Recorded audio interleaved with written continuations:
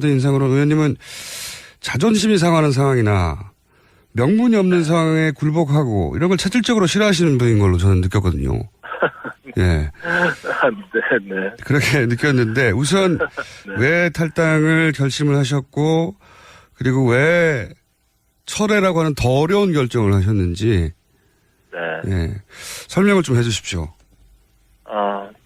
탈당의 뜻을 이제 모으기로 한 것은, 저 이제 지역에서 또 많은 분들 또 지지하는 국민들이 이제 대선 이제 막판에 들어서면서, 보수가 분열된 상태로 이 대선 선거결을 치르게 되면 결국은, 의미 있는 결과를 만들어낼 수 없고, 그리고 또 지금 현재 상태로 보면, 문재인 후보의 당선을 지켜보는 것 아니냐. 결국 나중에 역사의 죄인이 된다. 이런 이야기를 저희들에게 이제 많이 하시죠. 그렇기 때문에 우리가 보수가 그래도, 하나로 좀 단일화해서, 끝까지 최선을 다하자. 이런, 생각들이었습니다. 이제 그런 생각들을 가지고, 우리가 향후에, 이렇게 단일화된 모습으로 다시 보수 재건에 나서야 된다.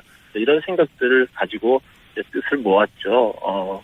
그러나, 제가 그 탈당을, 성명에 동참하고 나서, 또, 지난 청문회 과정에서, 지금, 말씀하신 대로 제가 그 자존심이 있고, 그리고 당당하게 목소리를 냈던 걸 지켜봤던 많은 국민들이, 비판의 목소리를 보내주셨어요. 그래서 그런 것들에 대해서 제가 심각하게 고민을 하게 됐고요. 아무리 어렵지만, 바른정당에 남아서 바른정당의 창당 가치를 지키는 것이, 지금으로선 더 옳은 길이다라는 판단을 다시 하게 된 겁니다. 그게 불과 한 이틀 사이에 굉장히 극적인 결정을 두 번이나 하셨는데. 네네. 근데 이제 그 마음속에서는 복잡하셨겠지만 이제 일반 유권자들이 보기에는 입당 못하게 하니까 돌아가는구나 이렇게 보기 십상이거든요. 네.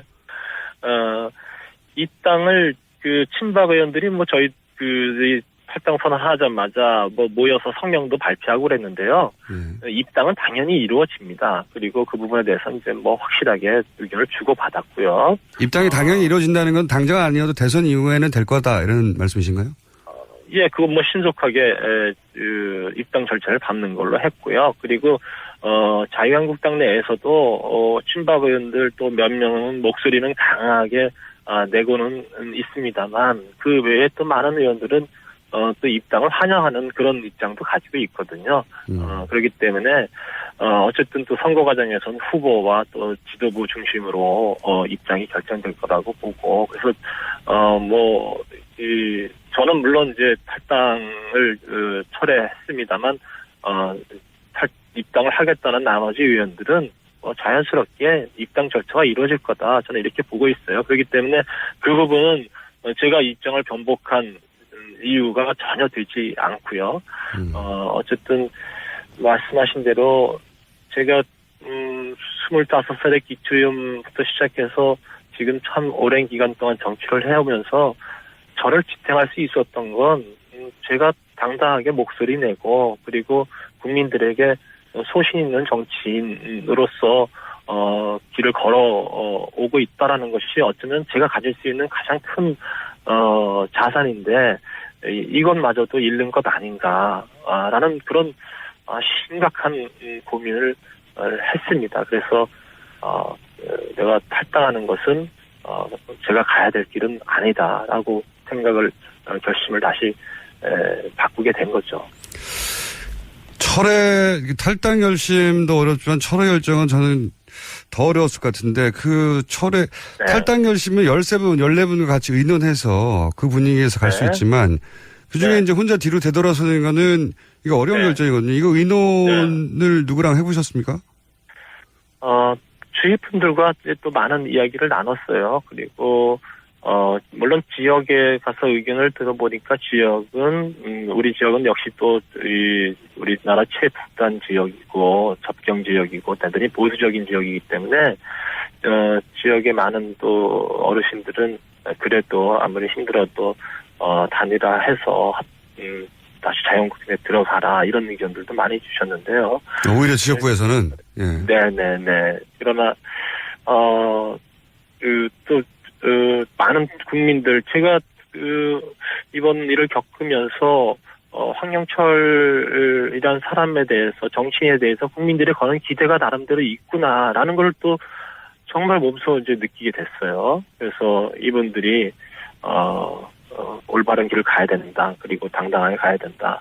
그리고 바른정당 이대로 나가서 바른정당을 힘들게 하면 안 된다라는 그런 따끔한 지적들을 많이 주셨어요. 그래서 결국은 국민들이 제 마음을 움직였다 이렇게 생각합니다. 장제원 의원도 유사한 고민을 하지 않을 수 없을 것 같은데 혹시 장제원 의원과 혹은 친박 쪽에서 거부하는 뭐 권성동 의원의 김성태 의원 이분들하고는 의논해 보셨습니까? 김성태 의원은 이제 끝까지 저에게 함께 가자 지금까지 이렇게 또 많은 부분들을 김성태 의원하고는 의논도 하고 고민도 나누고 이런 사이거든요. 예. 그랬지만 제가 제 결심은 탈당 철회하겠다는 결심은 변함이 없다라는 걸 분명히 이야기를 했고요. 그리고 자유한국당의 입당이 만약에 처리가 되면 그곳에서 열심히 개혁적 보수의 목소리를 내달라라는 바른정당을 지키면서 끝까지 가겠다 이런 입장을 전달을 했고요.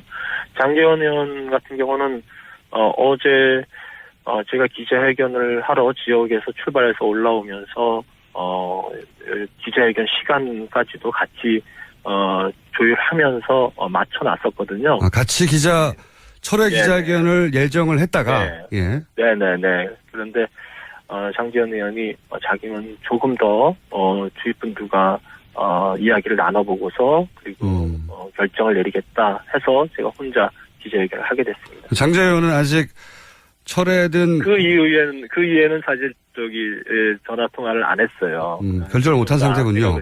네네. 그래서 고민을 깊이 하고 있구나. 제가 이렇게 생각해서 그 마음이 정리될 때까지는 제가 전화를 또 해서 이러저런 얘기를 하는 게 별로 이렇게 좋을 것 같지 않아서 통화는 안 하고 있습니다. 결국 본인이 결정할 문제죠. 그러면 장제원 의원도 그런 가능성이 없잖아 있고 다른 분들도 혹시 아시는 선에서 있나요? 철회를 할 분이? 철회까지 이어질지는 그건 모르겠어요. 그런데 이 탈당 선언하고 나서 친박 의원들이 나서서 일괄복당 반대 목소리도 내고 또 우리에 대해서 또 배신자 운운하면서 강한 목소리를 내는 걸 이렇게 보도를 접하면서 정말 자괴스럽다. 우리가 단일화 명분을 또 보수 대통령의 명분을 가지고 입당하지만 친박들의 행태를 보면서 과연 잘하는 결정인지 모르겠다라면서 솔직히 신경을 토로하는 의원이 있었습니다. 그런데 그것이 다시 이 탈당 철회까지 이어질지는 제가 모르겠어요. 그러니까 철회도 갑자기 궁금해진 건데 탈당 결정하고 욕 문자가 많이 왔습니까? 아니면 철회하고 욕 문자가 더 많이 왔습니까? 이 탈당 결정을 내리고 나서는 찬성과 반대, 그러니까 지지하고 잘했다라는 그런 문자 전화도 받고 또 잘못했다라는 문자 전화도 받았는데 당연히 잘못했다는 그런 의견이 많으셨었고요. 탈당 철회를 하고 나서 어제 하루 동안은 바른 길 가서 고맙다. 그리고 꿋꿋하게 유승민 후보와 함께 해달라라는 그런 메시지가 훨씬 더 많은 양이 왔습니다. 그렇군요. 네. 혹시 그 철회 기자회견 전후로 유승민 후보하고는 직접 통화해 보셨습니까?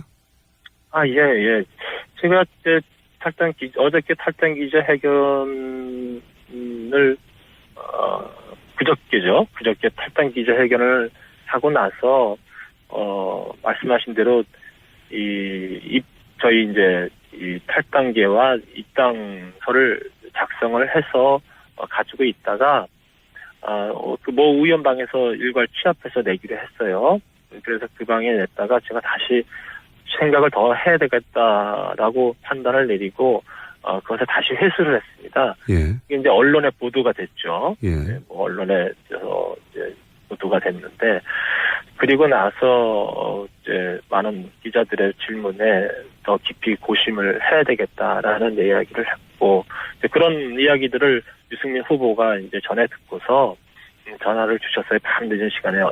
그저께 토론회가 있었지 않습니까? 예, 예. 방송 토론이 끝나고 나서 전화를 주셔서 자기가 여러 가지 또 보듬지 못한 것도 있고 부족한 점도 있지만 우리 바른정당에 남아서 끝까지 함께 해보자. 그리고 우리야말로 진정한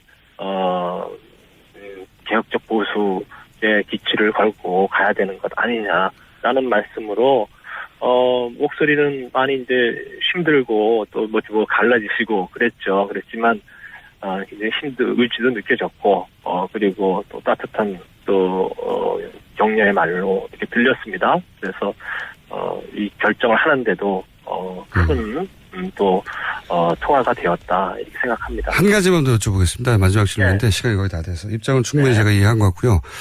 네. 홍준표 후보가 13분의 탈당파들이 본인을 만나서 유승민 네. 후보가 덕이 없어서 탈당한다고 했다고 주장하셨는데 실제 네. 그런 대화가 그날 만나면서 있었습니까? 뭐 개인적으로 홍 후보님한테 그런 생각을 전한 분이 계시겠죠. 개인적으로는 있을 수 있는데. 예, 있을 수 있는데, 그날 자리에서. 그 자리에서 덕이 없다라는 표현은 없었던 것 같고요. 이제 뭐 유승민 후보가, 이제 우리 바른정당의 후보로서 이제 그 바른정당이 이렇게 다 하나로 가지 못하는 것에 대해서 뭐 소통에 문제가 있다라든지 스킨십이 좀 약하다. 이런 얘기들은 이제 우리가 그 여러 가지 논의를 하는 과정에 개인적인 의견으로 피력하신 의원님들은 계세요. 그렇지만 그 자리에서 덕이 없다는 표현은 제가 듣지 못했습니다. 알겠습니다. 오늘 말씀 감사합니다. 네네. 네, 지금까지 바른정당의 황영철 의원이었습니다. 다만 그 외에 또 많은 의원들은 또 입당을 환영하는 그런 입장도 가지고 있거든요. 그렇기 때문에 어쨌든 또 선거 과정에서는 후보와 또 지도부 중심으로 입장이 결정될 거라고 보고 그래서 저는 물론 이제 탈당을 철회했습니다만 입당을 하겠다는 나머지 의원들은 자연스럽게 입당 절차가 이루어질 거다. 저는 이렇게 보고 있어요. 그렇기 때문에 그 부분은 제가 입장을 변복한 이유가 전혀 되지 않고요.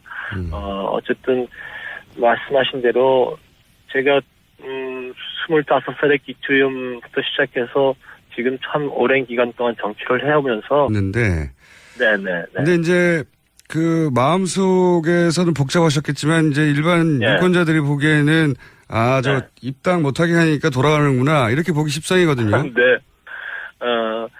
입당을 그 친박 의원들이 뭐 저희 이 탈당 선언하자마자 모여서 성명도 발표하고 그랬는데요. 입당은 당연히 이루어집니다. 그리고 그 부분에 대해서 이제 확실하게 의견을 주고받았고요. 입당이 당연히 이루어진다는 건 당장 아니어도 대선 이후에는 될 거다 이런 말씀이신가요? 예, 그건 신속하게 입당 절차를 밟는 걸로 했고요. 그리고 자유한국당 내에서도 친박 의원들 또 몇 명은 목소리는 강하게 내고는 있습니다.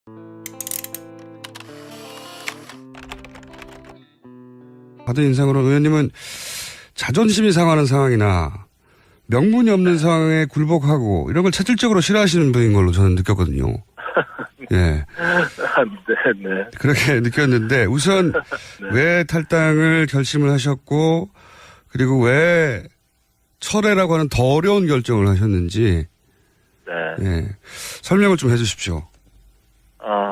탈당의 뜻을 이제 모으기로 한 것은 또 이제 지역에서 또 많은 뜻을 또 지지하는 국민들이 이제 대선 이제 막판에 들어서면서 보수가 분열된 상태로 이 대선 선거결을 치르게 되면 결국은 의미 있는 결과를 만들어낼 수 없고, 그리고 또 지금 현재 상태로 보면 뭐 문재인 후보의 당선을 지켜보는 것 아니냐, 결국 나중에 역사의 죄인이 된다, 뭐 이런 이야기를 저희들에게 이제 많이 하시죠. 그렇기 때문에 우리가 보수가 그래도 하나로 좀 단일화해서 끝까지 최선을 다하자, 뭐 이런 생각들이었습니다. 이제 그런 생각들을 가지고 우리가 향후에 이렇게 단일화된 모습으로 다시 보수 재건에 나서야 된다, 이런 생각들을 가지고 이제 뜻을 모았죠.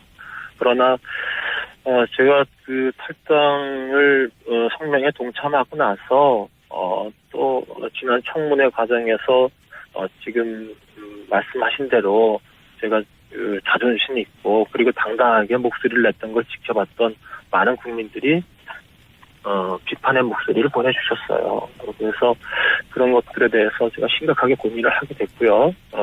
아무리 어렵지만 바른정당에 남아서 바른정당의 평단 가치를 지키는 것이 지금으로선 더 옳은 길이다라는 판단을 다시 하게 된 겁니다. 그게 불과 한 이틀 사이에 굉장히 극적인 결정을 두 번이나 하셨